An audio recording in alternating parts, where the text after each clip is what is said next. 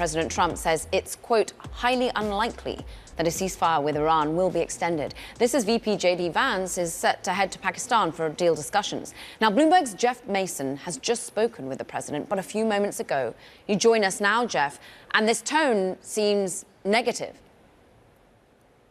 You know, I'm not going to say negative or positive, just what he said, which was a couple different things. He said that he thought talks could work out well for all parties, but he also said, as you rightly quoted, that he was not intending, or it was at least highly unlikely that he would extend a ceasefire. He also said that the ceasefire ends on Wednesday, which is a little bit of news because the 2-week period that most people were assuming goes through tomorrow, Tuesday. So that was interesting. The president also made a point in our phone conversation of saying that he was not in a rush to get a deal. And he talked about the length of the Iran war. He talked about the length of the Vietnam War, the Afghanistan War, the Korean War. So he was couching this timeline, or his own timeline, in the fact that many other wars have gone for a long time, and he just said he was not in a rush.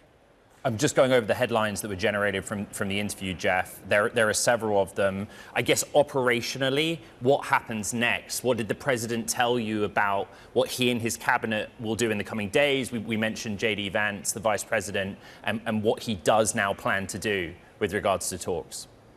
Well, he gave a little bit of detail about when the talks are expected to happen. He said that they were likely to be on Tuesday night and Wednesday morning.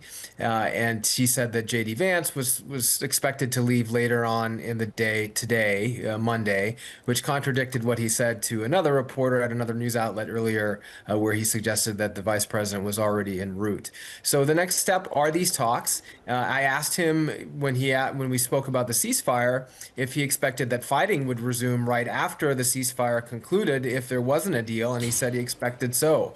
So to your broad question, it's kind of a dual track here. He's expecting talks to take place, and he showed some optimism about those talks, but he's also clearly holding over the threat of additional attacks to start as soon as this week if a deal is not concluded. And just for a reality check for our listeners and viewers, remember that the last time there was a major peace deal with Iran happened during President Barack Obama's administration. That deal took a year and a half to hammer out.